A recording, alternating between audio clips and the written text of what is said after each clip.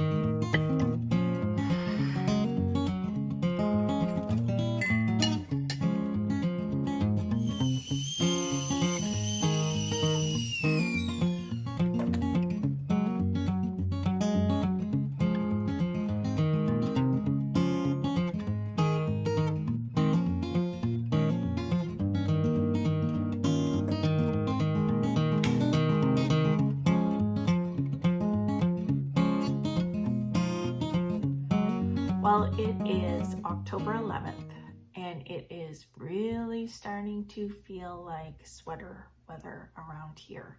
We started off the month so warm, just like summer, but now the temperature has really dropped and we are definitely into the cold and wet days of autumn.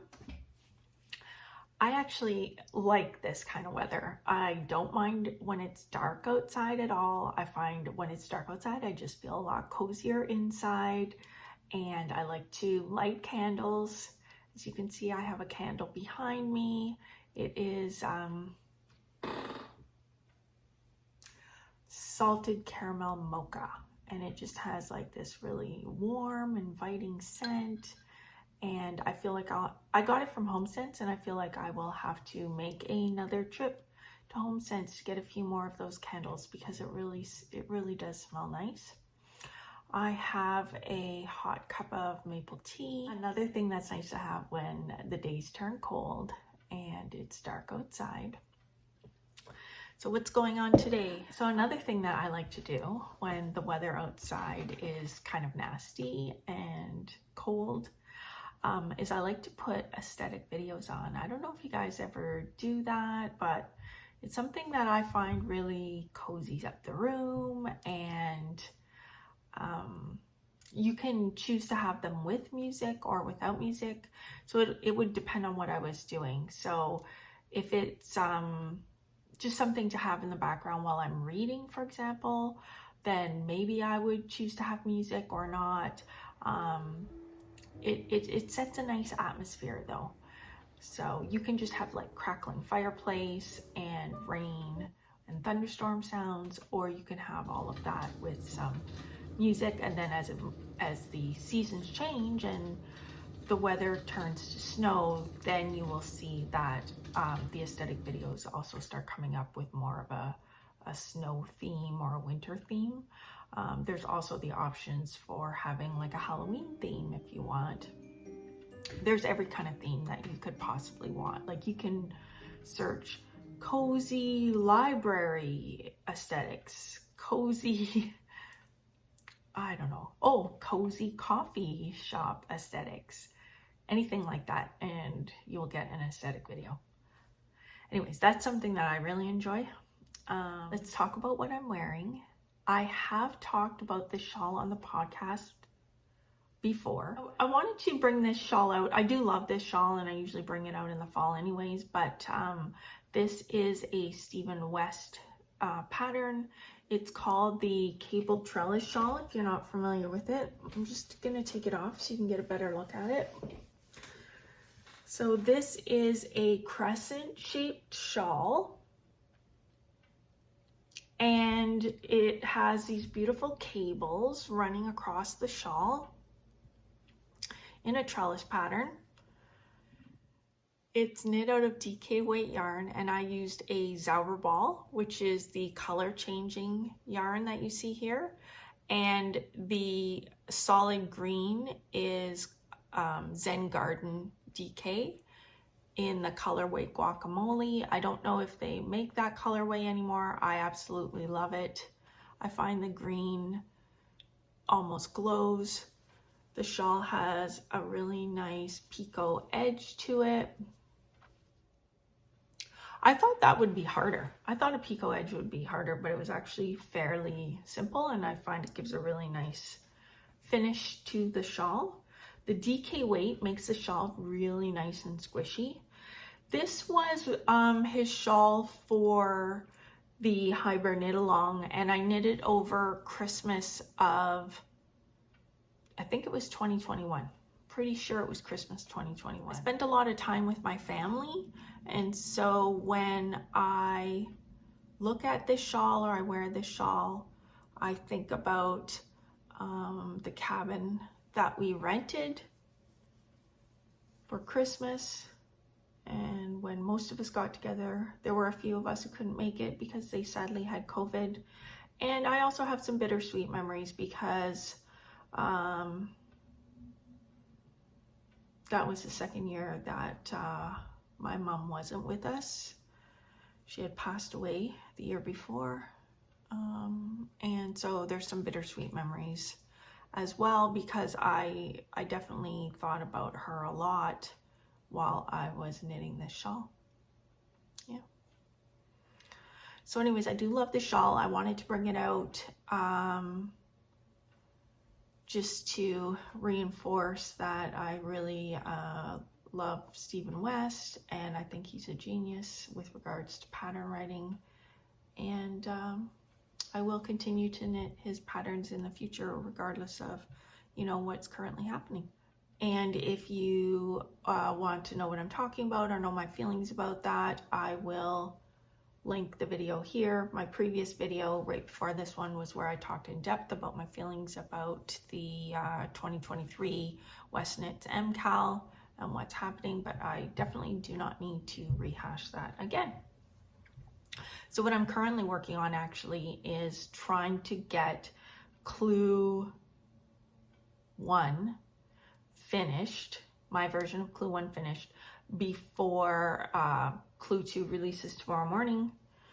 And I will be getting up early again tomorrow morning and adding on to Clue 1 and trying to get that going. Yeah, love this. So one thing I just want to mention before I finish is I got something in the mail yesterday.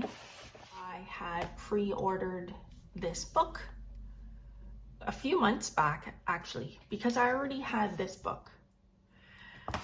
And I have not actually, so I've had this for, I don't know, definitely over a year, but I have not knit any of these patterns or motifs. I think they're really interesting and cute. This book is easy to follow. I can't really show you the inside per se because every picture of each sample of the stitch has a chart beside it, and I like that. I always thought this was interesting and intended to use it. I just haven't gone around to it yet. And so when this one came out, I wanted to have it as well. I think what really struck me, honestly, was this cover motif that had the maple leaves. I thought that would be a really cool thing to knit into a sweater or on the brim of a hat. When I had a chance to look inside, I was even happier. Like, I haven't gone through it.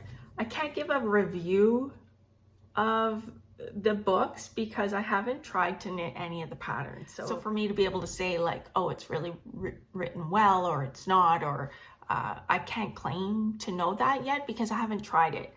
But my plans for the future, I thought it would be neat to start. I'm not a pattern designer and I have no plans to become a pattern designer.